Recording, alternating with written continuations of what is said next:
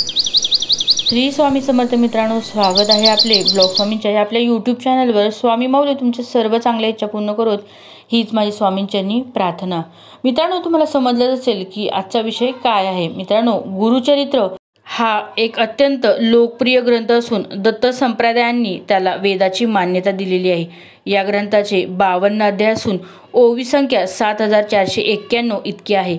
काही ग्रंथात 53 अध्याय आहेत व त्यांची विभागणी ज्ञानकांड, कर्मकांड आणि भक्तिकांड अशी केली आहे।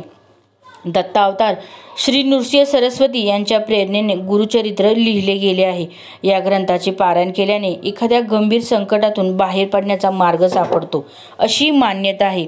या ग्रंथाच्या वाचनाने कुठल्याही प्रकारची आधी-व्याधी, आजार याच्या वाचनाने नष्ट होतात। याने मनुष्य दुःख मुक्त होतो। घरामध्ये गुरुचरित्र वाचनाने नकारात्मक वातावरण नाहीसं होतं आणि आनंद, चैतन्य व प्रसन्नता निर्माण होते। पितृदोष व वास्तुदोष यावरती उपाय म्हणून गुरुचरित्र पारायण केल्यास प्रभावी अनुभव येतात। विशिष्ट समस्यांवर जसे लग्न, शिक्षण, करिअर, आरोग्य यामध्ये येत असणाऱ्या अडचणींवर गुरुचरित्र वाचन केल्यास सकारात्मक अनुभव येतो। मित्रांनो, असं म्हटलं जातं की आयुष्यात जन्माला आल्यास एकदा तरी गुरुचरित्र पारायण अवश्य करावं। श्री गुरुचरित्रातील प्रत्येक अध्यायातील फलश्रुती खूप आहेत। त्या पुढील प्रमाणे: अध्याय 1, नित्य गुरुचिंतनाने संपूर्ण जीवन मंगलमय होतं। अध्याय 2, कलिबाधा व सर्व रोगबाधा नाहीशी होतात। अध्याय 3, गुरुकोपाचे शमन होते व व्रताची पूर्तता होते। अध्याय 4, श्रीचलनाचा दोष जातो व स्वहिताचे रक्षण होते। अध्याय 5, शारीरिक व्यंग्ये नष्ट होतात, ज्ञानाची प्राप्ती होते। अध्याय 6, दैवी कोप दूर होतो व विद्याप्राप्ती होते। अध्याय 7, पंचमहापापादी सर्व पातके नाहीशी होतात। अध्याय 8, बुद्धिमांद्य नाहीशे होतात, विवाह कार्य सुलभ होतात। अध्याय 9, सर्व शुभ कामना गुरुकृपेने पूर्ण होतात। अध्याय 10, नवस फळाला येतात, चोरीचा आळ असेल तर तो दूर होतो।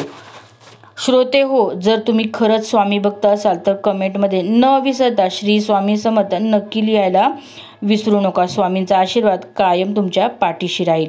अध्याय 11, वाचन दोष तसेच वेड नाहीसे होते। अध्याय 12, संकटे, दैन्य, दारिद्र्य यांचे निवारण होते। अध्याय 13, सर्व प्रकारच्या पोटाच्या व्याधी ह्या नाहीशा होतात। अध्याय 14, प्राणघातक गंडातरापासून संरक्षण लाभते। अध्याय 15, तीर्थयात्रांना जाताना त्यात सफलता नक्की प्राप्त होते। अध्याय 16, आदरनियती, निंदा, अपमान केल्याचा दोष जो असतो तो दूर होतो। अध्याय 17, ज्ञान व गुरुकृपा यांचा लाभ होतो। अध्याय 18, संपत्तीचा लाभ होऊन दारिद्र्य नाहीशे होते। अध्याय 19, भाग्यवृद्धी होते, सद्गुरूंचा लाभ होतो, त्रिस्थळी यातर पुण्य लाभतं। अध्याय 20, गुरुस्मरण करुणी मनी, पूजा करी तो गुरुचरणी, तुझे पाप होईल धुनी, ब्रह्मा संबंध परिहरेल।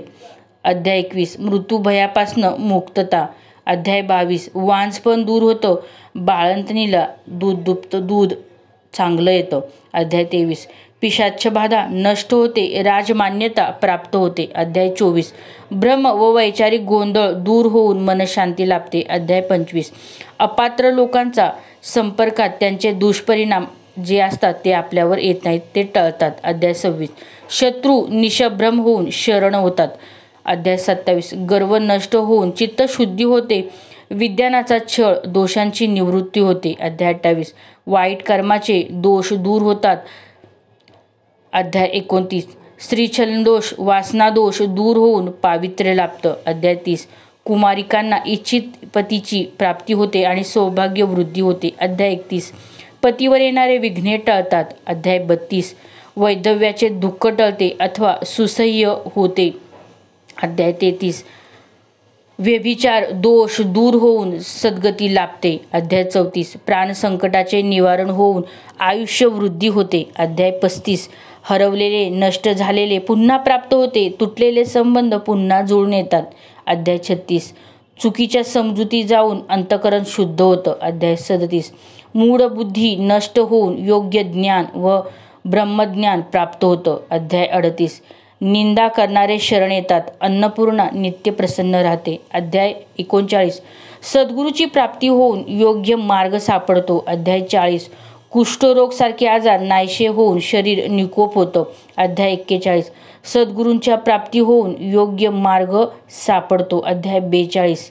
विद्या व फलाची प्राप्ती होऊन कर्तबगारीला यश येतं. अध्याय 43. गर्व व क्रोध नाहीसा होऊन ऐश्वर्य प्राप्ती होते. अध्याय 44. मनातील भ्रम दूर होऊन योग्य मार्ग लाभतो. अध्याय 45. कुष्ठरोग नाहीसा होतो, गुरुनिष्ठ सफल होतं आणि बुद्धी वाढते. अध्याय 46. चिंतांची स्थिरता लाभते, ज्ञानाची प्राप्ती होते. अध्याय 47. पक्षपाताचा दोष नाहीसा होऊन समन्वत बुद्धी प्राप्त होते. अध्याय 48. गुरुनिष्ठास विपुल समृद्धी प्राप्त होते, विघ्ने येत असतील तर ती टळून जातात. अध्याय 49. तीर्थक्षेत्राबद्दल आदर वाढतो, सर्व पापांचे शमन होते. अध्याय 50. ग्रंथीरोग त्वचारोग नष्ट होऊन शरीर सुख लाभतं. अध्याय 51. सुखसमृद्धी व अंतिम मोक्ष प्राप्त होतो. अध्याय 52. श्रद्धेला चांगली फळं येतात व संपूर्ण ग्रंथ वाचनाचे फळ मिळते. श्रोते हो, आम्हाला आशा आहे की तुम्हाला ही माहिती नक्की आवडली असेल. मित्रांनो, आयुष्यात एकदा तरी तुम्ही नक्की स्वामी भक्त आहात तर मनापासनं आणि अंतःकरणापासनं गुरुचरित्रामधील एक एक अध्याय अगदी अंतःकरणापासनं नक्की वाचा. याचं फलित तुम्हाला नक्की दत्त महाराज, स्वामी महाराज नक्की देणार. खूप मोठा पवित्र ग्रंथ आहे गुरुचरित्र. वाचनाचे फलित तुम्हाला आयुष्यात नक्की मिळणार. कोणत्या ना कोणत्या रूपात याचं फलित स्वामी माऊली श्री दत्त महाराज तुम्हाला नक्की देणार. व्हिडिओ आवडल्यास नक्की एक लाईक करा. कमेंटमध्ये श्री गुरुदेव दत्त, श्री स्वामी समर्थ नक्की टाईप करा. अनंत कोटी ब्रह्मांड नायक श्री स्वामी समर्थ, श्री गुरुदेव दत्त.